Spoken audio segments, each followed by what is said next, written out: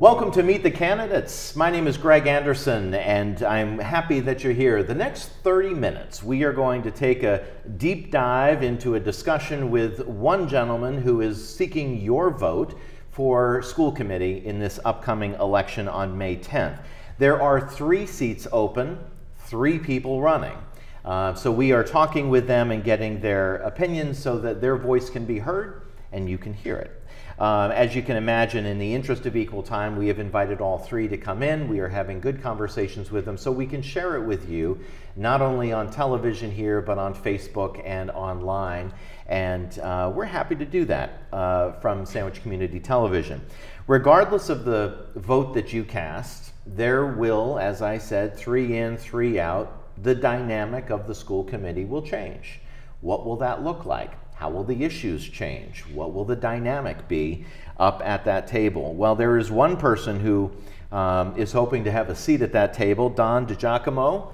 Nice to meet you. Nice to meet you. Thank you for having me. And Don, I butchered your name earlier, and tell me, DiGiacomo, you are, tell me about yourself and explain your name for the love of God, because I'm sure people. Well, the DiGiacomo is obviously Italian. Yeah. It gets butchered left, right, and every other way. Right. As I was talking to you previously off camera, I'm good with anything as long as people make an honest effort towards it. Yeah. DiGiacomo is fine. I'm used to it. Do you mind going by Smith? Because it really would make the next 30 minutes go a lot easier. That's fine. Or you know what? Just Don is going to be perfectly all right. Don, so we'll be good. Yes. Hey Don, tell me about you. Tell me about your background. Sure. Where are you from? And I grew up in Connecticut, a town called Cheshire. It's rather small. Most people have never heard of it. Down in the New Haven area. Yeah. I have one younger sister. Went to Providence College. And have a degree in English from Providence. I met my now wife while we were both students there. Mm-hmm. From there, I bounced around a little bit in terms of my occupations. I lived in Florida for several years, worked in the travel industry. We moved back up here after getting married and initially lived in Providence. It was a place we were familiar with and accustomed to, having gone to school there. But the ultimate goal was always to come back out to the Cape. My wife is from Sandwich, born and raised here, and graduated from Sandwich High School, attended the Wing School when there was only the Wing School, when there was no Forestdale or Oak Ridge. Did I read in your information that your wife was the last class to do the K through 8 prior to the opening of Forestdale and Wing? Yeah. So she was the last one through there. And it's funny. So by the way, yes. That means we just aged your wife. I know, I understand yeah, that, but I'm older than she is, so it's okay. Okay, all right, good. Exactly. So that will forever be the case. Yeah. So we, as I said, she grew up here. We would visit in the summers, and I always loved it here.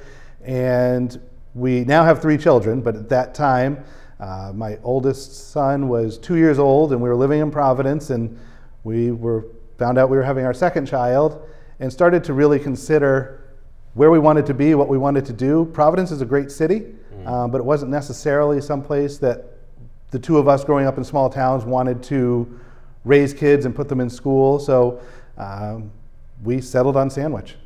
One of those reasons being the schools, one of those reasons being family. Yeah. So, what do you do for work? I am the general manager at MCE Dirtworks. It's a large construction company. We do primarily paving work, mostly municipal work. I'm in charge of the day-to-day operations, and my focus is I handle all of the municipal projects. Okay. So you are familiar with budgets? Yes. You are familiar with consensus? Yes. You are familiar with deadlines and pressures? Absolutely. And you have Matthew, Benjamin, and Isabella, who are your pride and joy. Absolutely. All of that together kind of charts a course for you, I'm assuming, to be on the school committee. Yes. What brings you there? Why are you running?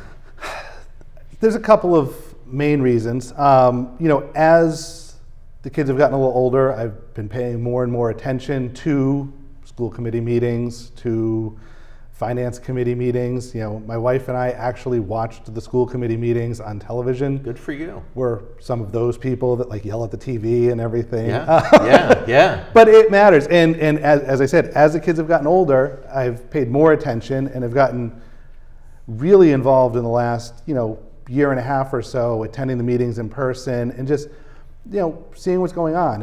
And one of my main focuses on all of this is there's a lot of choices out there for schools right now, particularly at the high school level, but even prior to that.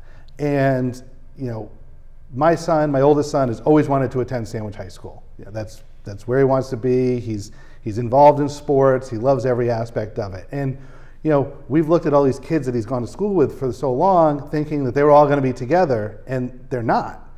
There's kids going all over. And the idea of options is great. The idea of competition is great. Competition for schools and for students should make everybody raise their game, essentially. Yeah. And one of the things that I've been bothered by is I don't necessarily think that Sandwich is promoting itself in the ways it needs to. I think that there's programs and opportunities that are going away that have always been tradition here.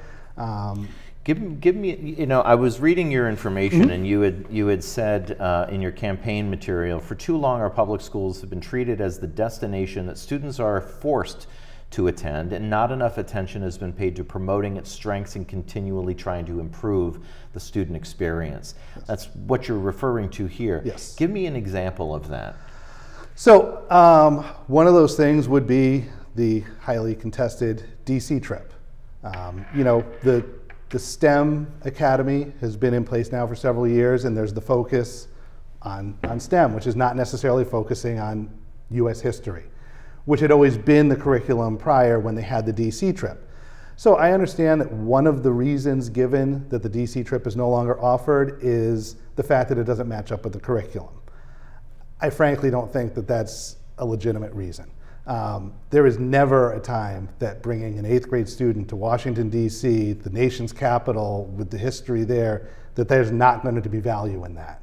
And it's frankly been a rite of passage for 8th graders on the East Coast since I was in school. My mother actually had run the D.C. trip for the junior high school I attended up until about 5 years ago. Yeah.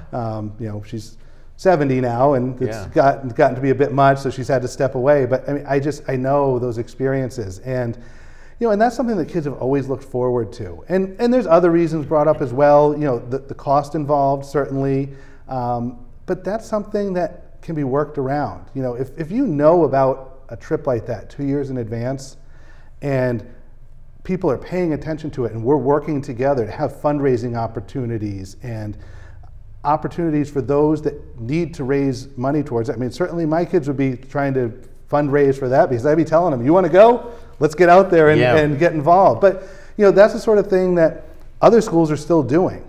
And so I hate to see things like that go away. The same thing happened with the peer-to-peer trip when the kids used to be in 6th grade that was offered. I've heard it may be coming back, but it disappeared for a while. And and there's ideas of cutting sports programs, and there's so much competition for these students, and all we hear about is we need to retain our students. But I think that the more opportunities we take away, the less attractive our schools become. And I get that there's budgets involved in all of this. You can't just spend freely all day long.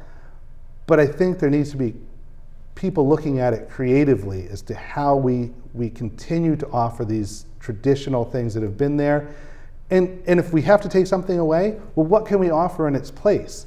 What can be something new that would attract students here? I drive around for my job all day long. I do 70,000 miles a year. I listen on the radio, and DY advertises for kids to come to their schools. Mashpee advertises, Falmouth advertises, certainly Sturgis and St. John Paul, and that's different. Those aren't public schools. Well, Sturgis is, it's a charter school, but there's nothing like that with Sandwich. And we need to be positioning Sandwich as great an option as all of these other schools. So then let's look at it from the context of there's a time to grow the apple orchard and there's a time to shine the apple. You know, you're suggesting that we can grow the apple orchard, we can attract, we can retain and attract better. But there's also, you know, kind of cleaning up our house and making sure that we are doing the right things. You made a reference. Am I describing that Yes, accurately? I think that's fair. Okay, so when you also talked about in your material, the strength of our schools is critical not only for those with school-aged residents, but to all residents. That is very, you know, we always assume, well, it's the people that are teachers, faculty, staff members, or parents that are going to have an interest in voting for who sits on the school committee, but I've always believed that's not the case. Tell me why that's important for you.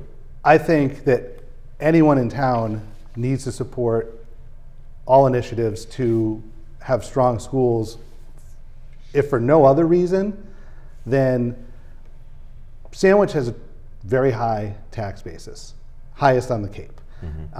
Part of that reason is that there's not a tremendous amount of business here to generate tax revenue. I know there's challenges with getting those businesses in. And so the property taxes pay for all of our services, essentially, all of the school, fire, safety. If our schools are not strong, then as people move out, you have families that are here that have raised their kids, they're off, they're grown, they have their own homes. The tradition is people downsize. Not everyone, but certainly a significant number of people. They move to Florida, they downsize to a condo, they move over to Dennis where they can pay a third the taxes. We need to make sure that there's new families coming in to take up that space. Someone needs to buy that 4-bedroom Caper Colonial that's got young children, and the reason that they're coming here is because the schools are strong. Because if those new families don't move in, then our entire population starts to dwindle, and then it becomes a self-fulfilling prophecy. Well, now there's less revenue, which makes supporting the schools even more difficult, which also makes supporting fire, safety, police, all of those things more difficult. All of our town services, DPW services. You know, so I moved here, one of the main reasons was for the schools. I know many other people that moved here for the schools. They're paying higher taxes to live here because they want to put their kids in the schools here. We need to make sure that always stays that way. How would you describe your leadership style, Don? I think, you know, that's part of my everyday job. You know, I'm the general manager, so I'm directing 30 people every day on where they go and what they do. I listen, but I direct. You know, I'm an easygoing person. I don't like to argue with people, but I will let you know what my opinion is. And if it's a situation where my opinion needs to be the fact and the rule, then I will tell you it needs to be the fact and the rule, if that is the position I'm in. You know, I have a boss too. There's an owner of my company. So when he tells me what the fact of the rule is, well, then that becomes the fact of the rule. But I'm direct. I'm a talkative individual. I will have a conversation with anyone who's interested in speaking. I will value the opinions of others. I don't pretend to know everything, including in my regular daily job. I've been working in construction for 20 years, but there are guys that have been doing it for 40 and 50 and who focus on a specific aspect that I'm doing an overview on. So if that person, much like if a resident who has knowledge on something to present to the school committee, they probably have more knowledge on that subject than I do. I'm going to listen to them, take in what they have to say, and then formulate the best opinion I can and try and move things in the direction that I think things need to be moved. When you look at the school committee now, there are 4 others who've been at it for a while, some longer than others. Clearly, when new people join any organization, group, culture, whatever it may be, the chemistry shifts. How do you see, you know, the other 2 who are looking to join the school committee, how do you envision this changing things up a little bit? Sure. I think with anything, new voices are valuable. I compare a lot of the things I talk about to sports, just because it's something I'm used to every day. Sports too, yeah. But in the same way that, the Red Sox, when they had Tito Francona as their manager, he was a great manager, but at some point they needed a new voice. I think, my own kids have had coaches. I've coached my kids and realized I can't coach you anymore because you're not listening to me anymore. Right. So in that aspect, I think that new voices, new opinions are always valuable. I think that one of the things we're all going to need to do, obviously, is get together and spend some time together talking about how each one of us sees our school, sees the direction of things, and we need to work together. Certainly there can be a difference of opinions, and there will be times that difference of opinion is significant and severe. Yeah. But you need to have an adult conversation about it and figure out a way to work together, and majority rules on what will be, again, a 7-person committee. Right. The 6th person is not working out right now. Yeah. In your material that you had sent me, you had, about this very topic, you said, I think that recently the school committee has spent too much time on issues that may not need quite so much scrutiny, and that the adversarial feel of some of those meetings is not beneficial to anyone. Mm-hmm. Can you unpack that a little bit for me and give me your perspective on that? So, in a specific example, there was the Canopy Lake trip that was brought up as an 8th grade graduation sort of trip. The only reason those trips even need to be brought in front of the school committee is because they go out of state. Had they been going to Six Flags, never would have been presented to the school committee. Initially, it was brought up as, they do have an engineering focused day at Canopy Lake, but we all know they're going there. It's a celebration trip. Mm-hmm. I'm okay with that. I think most people are okay with that. It's one day at the end of school where 8th graders moving on get to have a little fun. The amount of time that was spent talking about whether or not they were going to have to fill out packets for engineering questions after the fact. No, they're not going to, and no one really thought they were going to. And then talking about the different meals that would be offered to make sure that everyone was accommodated. Of course everyone's going to be accommodated.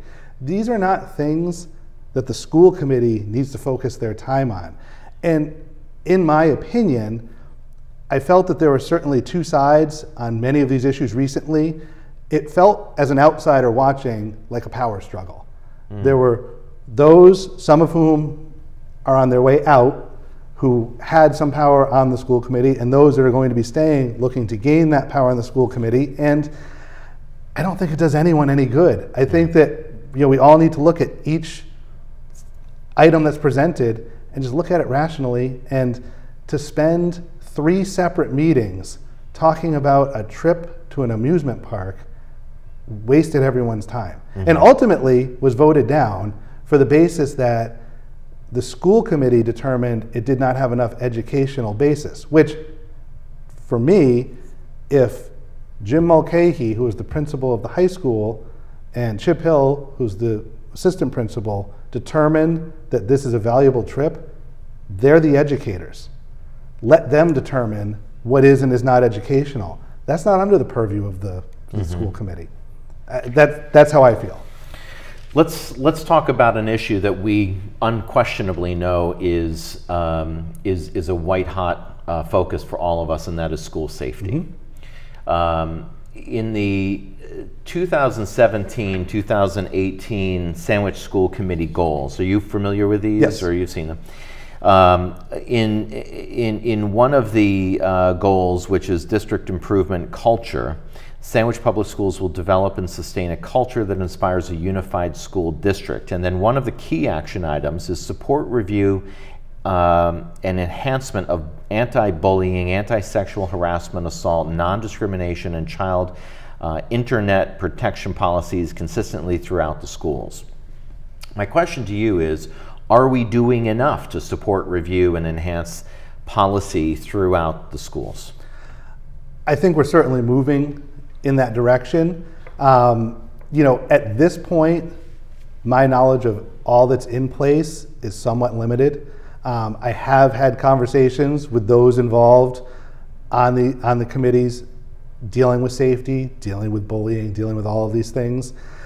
I know that there are some really great, really smart, really dedicated people that are working on these issues. And these issues are not unique to Sandwich, certainly. Right. It's a scary time, you know. I look back to when I went to school, and things were a lot easier. You know, you didn't have, technology alone makes this 1,000 times harder than it ever was. The access and especially to those who are naive and vulnerable, which is what our children are. Right. You know, even as they get into high school, they think they're not, but they're certainly still naive and vulnerable, and we need to protect them. And Matthew is 13, Benjamin's 11, Isabella is 9. Yes. You're in that sweet spot. You got a threefer, my friend. I do. In terms of, are my kids, every day when they leave the house, are they safe? What areas of discussion do you feel is important going forward that is necessary on the school safety issue? So I think, you know, what's been brought up a million times is about the actual physical safety of the schools. You know, door locks and security entering buildings. And I know that is constantly being worked on. I also happen to know for a fact that the numbers that came out about doors that did not lock was significantly overblown. More than half of those that did not work was user error. It happens. You know, somebody doesn't work something properly. Now that may be an education point. You know, hey, let's bring everybody in and go over how we properly secure our classrooms. But I know that the money is now there and that it's being allotted to take care of those things. They have the window vestibules going into the schools to be able to view visitors prior to them entering, which has been an issue. You know, everyone thinks that horrible things can't happen where they live, but it's been proven time and time again that it can. So I would put my children and everyone else's children's safety above anything else. If it took our entire budget to make sure that our kids were safe, we would do that. I don't think there's any amount of money that could ever be spent to make anything 100% safe 100% of the time. But we need to make every effort we can to continue moving in that direction. And that means listening to our police and fire officials on those things that they say we need to work on, bringing them in, and they are in. They're in there, they're on these committees, they spend countless hours working on all of these issues. And that goes on the non-physical end of it as well. We have so much technology in our schools and just in our kids' hands. Everyone has a phone. My kids as well. You know, and I know we put a lot of limits on that and try and watch what's going on. But it's hard. It really is. It needs to be something that we're spending time on, conscientious of all the time. You can't let your guard down. Yeah. Arming teachers, guns in the school classrooms? I personally am absolutely opposed to that. Okay.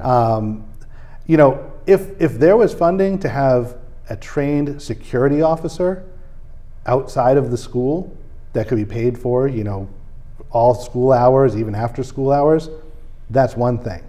I think that the likelihood of there being an accident with teachers being armed is much higher than the prevention of a crime. So when you look, I hear exactly what you're saying, and I'm fascinated by what you're talking about, and there's probably 5 more television shows to pursue on this one topic alone, and they're all on CNN and Fox right now. But well, that's where we're going next. Right? Exactly. Yes. Exactly. But you know, it's always the times where nothing is happening that we can stop and say, okay, what do we need to do? It's the time when a crisis hits that we're saying, what could we have done better? So are we, in your opinion, and this is anecdotal because you're not on the school committee and your voice has not been heard in this context, but do you feel that the discussion of school safety there's more to be had, there's more downtime assessment to be done when hopefully, God forbid, there is some incident, we're better prepared? Short answer, yes. Longer answer, I think it's always something that has to be looked at again and again. And for everything that happens elsewhere, you need to take lessons from that and figure out how we apply those to our schools, and constantly reevaluate what we're doing. You know, look at best practices. You know, I look at just my business. The best practices for safety change all the time. You know, and we need to constantly stay up on that. You know, we have OSHA classes and training courses, and you know, it used to be everybody wore orange. Now everybody wears fluorescent yellow. It seems minor, but there's a reason for it. Studies were done, and it was more visible, and that makes people more safe. And so, you know, all of those things, that's constantly happening with the school safety as well. You know, people are learning lessons from all of these incidents, and not just incidents, but another school in another town tries out a new security method, and that should be knowledge that's being shared. Yeah. Let's talk a little bit about, let's go to a really fun, happy, awesome topic, the budget. That sounds fantastic. Give me, exactly. No charts and graphs, please. You have experience working with budgets. You probably have experience working with quite large budgets. Are we funding our school system properly? How's that for a loaded question? Sure. It's frankly, at this point, it's hard for me to say. Obviously, as a parent of 3 school-age children, I would love to see every available dollar go to our schools. But I also know that's not reasonable and practical. I do think, because I attended the Finance Committee meetings when the budget was presented, and you know, these are 2 opposing sides. Not opposing, but you know, the Finance Committee has to work with the budget they have. The school's looking to fund the work that they need to pay for, and there's a delta there. And there's virtually always going to be a delta there. And I thought that one of the things that Dr. Gould said in one of those meetings I felt was fantastic. You know, she's being told you only have this much money. So, well, we've basically cut everything we can cut. We can't run a school based upon you saying there's only this much money. There are things that have to be paid for. Right. You know, I would love to be able to get more in depth into it to see where that money's going. And I think that is the job of the school committee, is to say, okay, here's all this money. I want the school to have as much money as it can have. But then we need to make sure it's being spent properly and in the appropriate places. I think that it is, but I would like to know that it is. And you know, the more we get to dig into it, and that's one of the reasons I'm hoping to be on the school committee, is to be able to look at those things.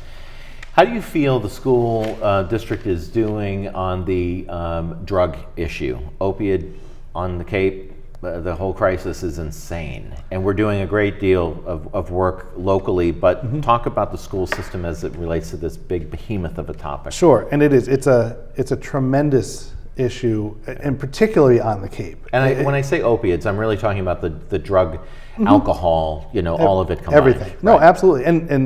And all of those are an even bigger issue on Cape Cod than they are in the state as a whole. There is education going on. You know, there are safety officers at the school to be checking on situations. You know, it's been a problem from the beginning of time, obviously. You know, young people who, again, are vulnerable and naive, get talked into things, experiment with things, and unfortunately, it can get out of control in a hurry. As much time and resources as can be spent on education, because the education is where it has to happen. You know, it's after it's done, after people get involved with drugs and alcohol, particularly in early age, it becomes very difficult to break that cycle. Unring the bell. So the younger that education can start, frankly, the better. And I know that is not necessarily popular all the time. There are people that don't want their younger children being spoken to about drugs and alcohol. We want to keep them kids as long as they can be kids. And I agree, but I think there's a way to present it without getting into the down and dirty of, you know, letting even younger children know that there are dangers out there, and that these are things that we need to be aware of. And, you know, it's tough. Let me, just in the interest of time, because we are running out of time, your whole thing had probably the word sports, hockey, lacrosse, probably in there about 28, 30, 50, 80 Well, times. that is outside of work, that's what I do. Exactly. So Matthew and Benjamin play soccer, hockey, and lacrosse. Yes. Isabella plays hockey, lacrosse, and dances. Yes. You are have been a coach in town.